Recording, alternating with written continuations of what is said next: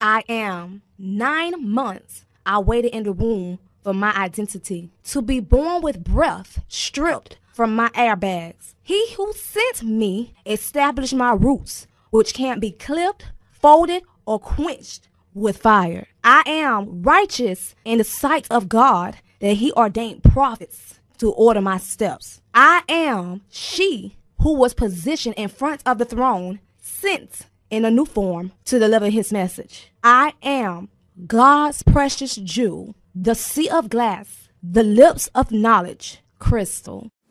In volume 2 of Holy Gods on Changing Hands, on chapter 20, on page 23, I'm sorry.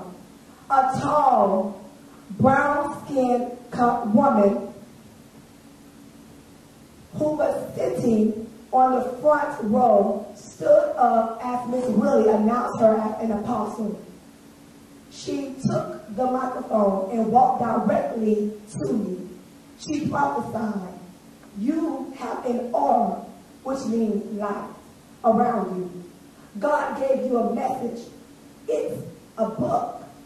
He said not only is this book going to sell, but it's going to change many people's lives.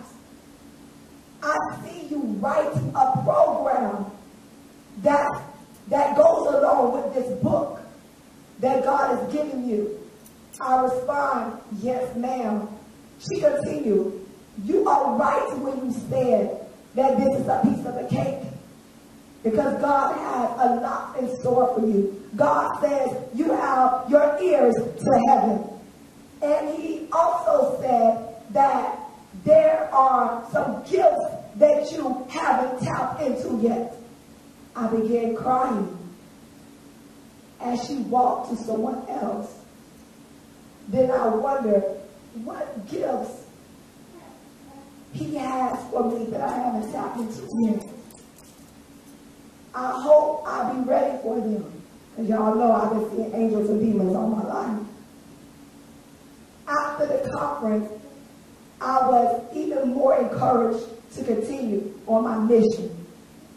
On that particular night, I had attended a women's ministry program, and I had to testify about my rape experiences.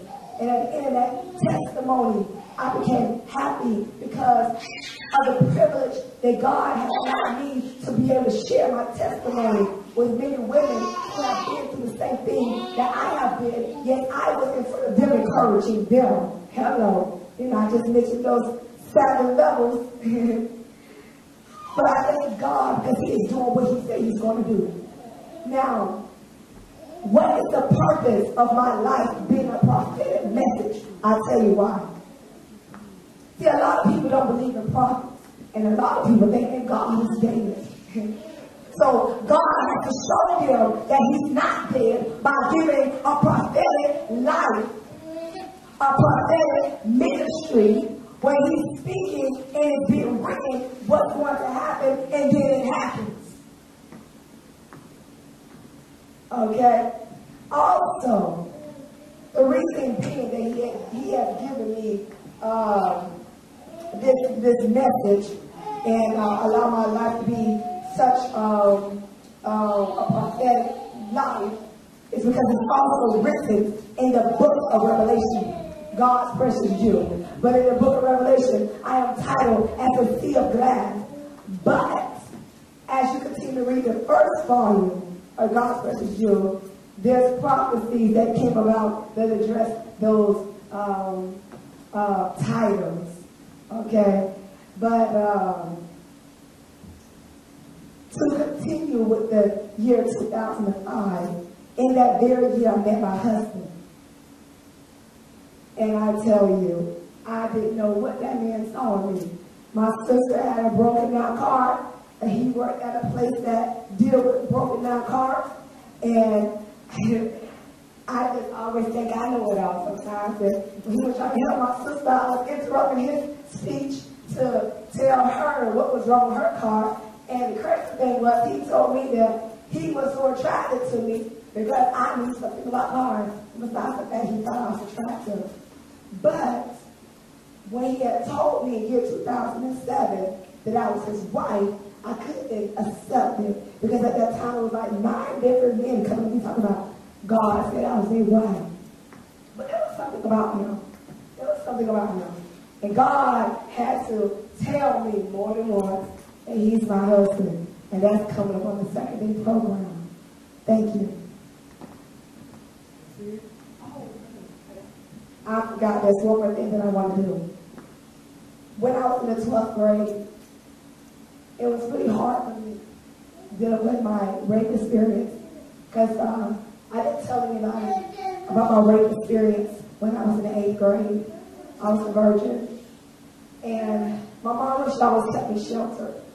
So whenever in middle school, the class would have sex education, I didn't attend them. My mom didn't let me go to them. And I didn't walk anywhere because I thought it was disgusting. Anything dealing with the female body, I thought was disgusting, so I really went for those conversations. So I didn't know that a woman had a vagina hole. And so when I was getting raped, I really didn't know what was going on. I didn't know what was going on because I didn't know. And that was the saddest thing. Sometimes I often cry about the situation. And I felt as though if I had been informed, I probably would have protected myself a lot better. But God had me to admire a woman. And the thing that made me admire this woman was the fact that she had been through what I was going through, and she came out on top. So I felt that if God had her to come out on top, why can't he do the same for me? And so I did my project. And I shared my project with the class. I didn't get an A, I think I got a B. But it was Oprah Winfrey. Oprah Winfrey. Jesus. At a young age, she was raped. She was raped. Oh, Jesus. And she overcame that rape experience. She ended up going to college at an early age. I think she was 16 or 17 when she began college. And she worked for a news broadcasting station, you know, and she always gave her acknowledgement to her grandmother, who always made sure that she read. She was a reader. But the thing that stood out to me most, besides all her achievements and her accomplishments, was the encouraging words that she gave me, which allowed me to open up about my experiences.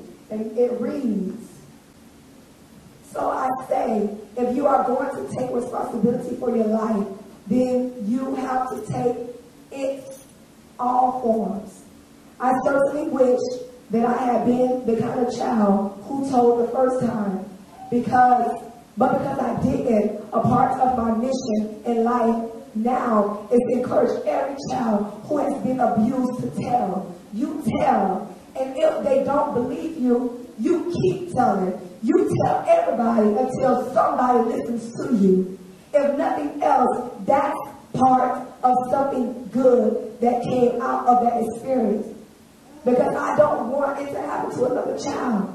I don't want another child to be afraid of saying, this is what happened to me.